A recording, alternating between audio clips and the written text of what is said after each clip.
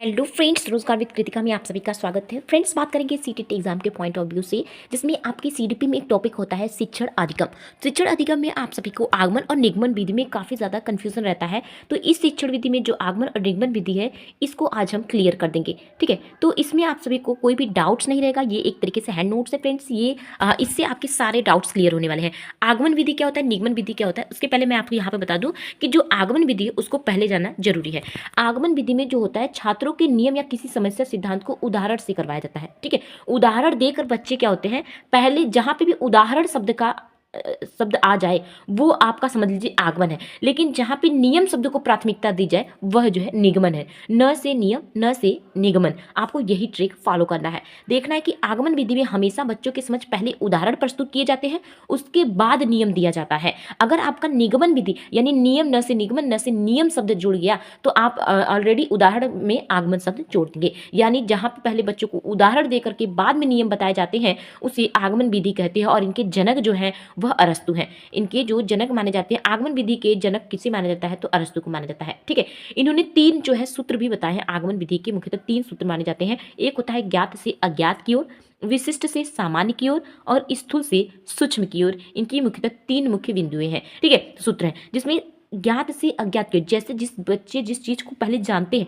उसे हमें बताना होता है। फिर उसके बाद वह जो है कहीं एकांत में रहता है, जैसे दूर की वस्तु नहीं देख सकता, तो बच्चे जब ज्ञात होगा उस चीज को, तब वह चीज बच्चा जो है वह उसके बारे में स्मरण करेगा, सोचेगा, यानी अज्ञात उसके लिए वो हो जाएगा। तो पहले बच्चे के समझ ज्ञात चीजें दिखाई जाती है, विशिष्ट चीजें दिखाई जाती है, स्थूल, उसके बाद वह सूक्ष्म की ओर बढ़ता है। ये हो गई आगमन विधि। ठीक है, इसकी विशेषता क्या होती है वो बता देते हैं फ्रेंड्स। और यहाँ पे देखते हैं, यह वैज्ञानिक विधि है। इसमें अर्जित ज्ञान तथ्यों पर आधारित होती है। यह छोटी कक्षा के लिए होती है, करके सीखने पर बल दिया जाता है। इसमें बाल केंद्रित पर भी बल दिया जाता है, यानी बच्चे की शिक्षा पर ज्यादातर बल दिया जाता है, बच्चे को केंद्र में रखा जाता है।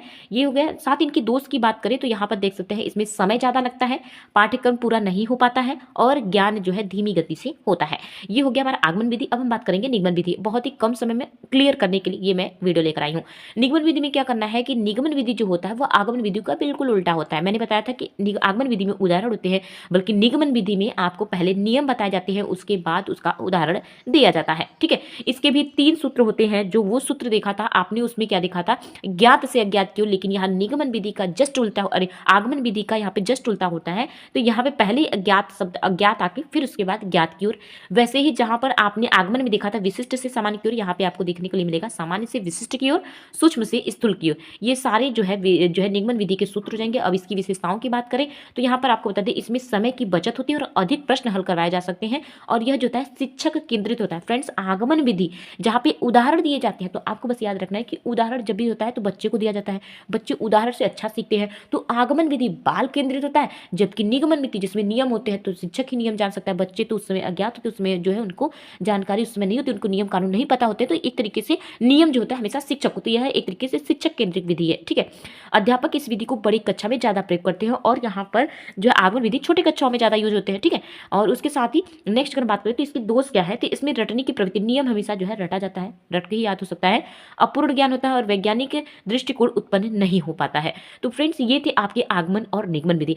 ऐसे ही अगर नोट्स चाहिए, अच्छे अच्छे टॉपिक चाहिए, कम समय में अच्छा ज्ञान चाहिए, तो चैनल पर नए तो चैनल को सब्सक्राइब जरूर करिएगा। फ्रेंड्स, आपको कैसी लगी ये छोटी सी इन्फॉर्मेशन, एक लाइक जरूर कर दीजिएगा। Friends, bye bye.